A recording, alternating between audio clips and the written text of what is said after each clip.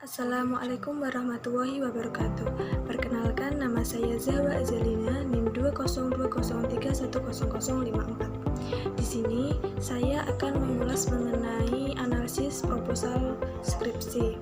Nah, yang ditelaah yang pertama adalah kajian teori. Deskripsinya meliputi pembelajaran sejarah, pendekatan problem posing learning, dan yang terakhir adalah berpikir kritis. Hasil analisisnya yang pertama adalah sistematika penulisan. Pada bab 2 ini, peneliti telah menguraikan landasan teori yang mendasari penelitian ini. Teori-teori yang dikemukakan sudah sesuai dan merujuk pada variabel-variabel yang terdapat pada judul proposal. Komponennya adalah mendiskusikan teori yang berkaitan dengan pembahasan proposal tersebut. Nah, solusinya adalah kajian-kajian tersebut sudah sesuai dengan apa yang akan diteliti. Yang kedua adalah kaidah kebahasaan. Komponen yang dilihat adalah penggunaan tanda baca. Penggunaan tanda bacanya sudah benar. Yang kedua adalah paragrafnya efektif.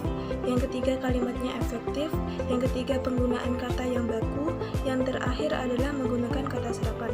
Solusinya adalah jika ada yang tidak terkait dalam proposal tersebut dapat ditulis dan diuraikan.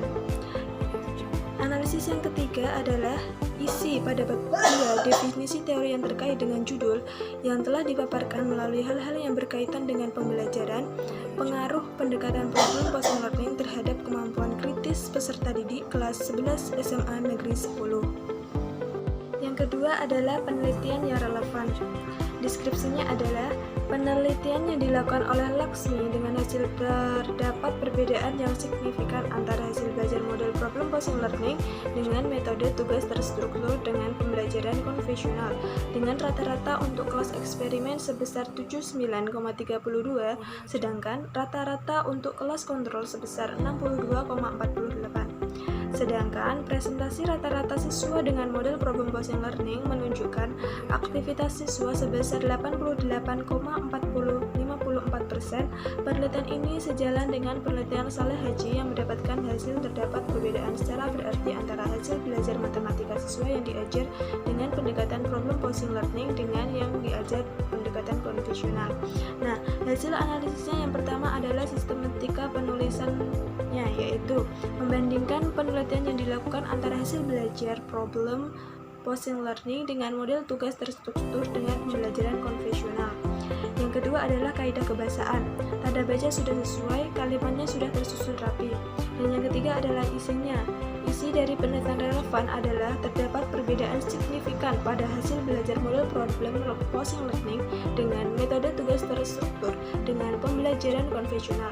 Dan penelitian tersebut sejalan dengan penelitian Saleh Haji yang mendapat hasil perbedaan secara berarti antara hasil belajar matematika siswa yang diajar dengan pendekatan problem posing learning dengan pendekatan konvensional. Nah, solusinya sudah sesuai dan sudah baik pada sesuai dengan apa yang telah dijelaskan. Yang ketiga adalah kerangka berpikir. Deskripsinya yaitu pendekatan problem posing learning merupakan proses pembelajaran yang lebih menekankan pada kemampuan berpikir kritis peserta didik dengan diawali melakukan pengajuan masalah atau soal kepada peserta didik. Pendekatan dengan menggunakan problem posing learning secara umum akan memberikan kesempatan kepada peserta didik untuk mengajukan masalah soal tersebut nantinya yang dapat menggali ide-ide dan kemampuan berpikir kritis peserta didik dalam menyelesaikannya. Nah, hasil analisisnya yang pertama adalah sistematika penulisan, menggunakan bagan agar mempermudah dalam proses pelaksanaan penelitian. Dan yang kedua adalah adanya kesalahan penulisan kata dengan penempatan kata yang kurang tepat sehingga kurang efektif. Dan yang terakhir adalah isi dari kerangka berpikir dimulai dari latar belakang lalu diambil keputusan yang akan diterapkan untuk menguji hipotesis. Solusi untuk sistematika penulisan yaitu kesalahan penulisan kata eksperimen yang seharusnya adalah eksperimen. Dan yang kedua adalah pada kalimat problem posing learning merupakan proses pembelajaran yang lebih menekankan pada kemampuan berpikir kritis peserta didik dengan diawali melakukan pengajuan masalah atau soal kepada peserta didik. Nah, kata dengan diawali melakukan itu seperti kurang baik atau kurang efektif. Jadi bisa diperbaiki dengan Problem posing learning merupakan proses pembelajaran yang lebih menekankan pada kemampuan berpikir kritis peserta didik diawali dengan pengajuan masalah atau soal kepada peserta didik. Adalah hipotesis. Deskripsinya yaitu berdasarkan landasan teori di atas, hipotesis merumuskan bahwa yang pertama, pendekatan problem posing learning lebih baik dibandingkan dengan metode expository, dan yang kedua, terdapat pengaruh positif pendekatan problem posing learning terhadap kemampuan berpikir kritis peserta didik. Nah, hasil analisisnya yang pertama adalah sistematika penulisan. Ditulis secara runtut dan rapi sehingga dapat digunakan sebagai acuan untuk penelitian. Komponen yang diteliti adalah pendekatan problem posing learning dengan metode expository. Dugaan sementara terhadap variabel penelitian adalah pendekatan problem posing learning lebih baik dibandingkan dengan metode expository. Nah, untuk kaidah kebahasaannya ada kalimat yang digunakan efektif sehingga mudah dipahami dan menggunakan kata baku. Yang ketiga adalah isi dari hipotesis adalah suatu praduga yang akan diteliti melalui metode penelitian.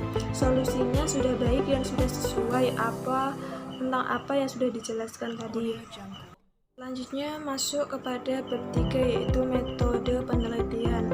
Yang pertama adalah metode penelitian ini mencakup dua hal yaitu pendekatan penelitian dan jenis penelitian.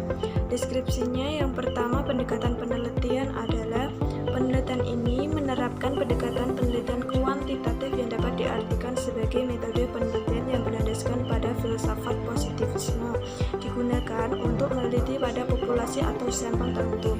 Pengumpulan data menggunakan instrumen penelitian analisis data bersifat kuantitatif bertujuan untuk menguji hipotesis.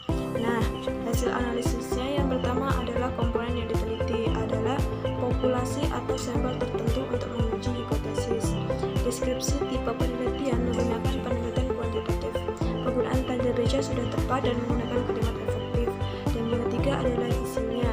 Isi dari pendekatan penelitian ini menggunakan pendekatan tipe kuantitatif yang berfungsi untuk meneliti populasi atau sampel tertentu guna membuktikan hipotesis. Nah, yang kedua adalah jenis penelitian.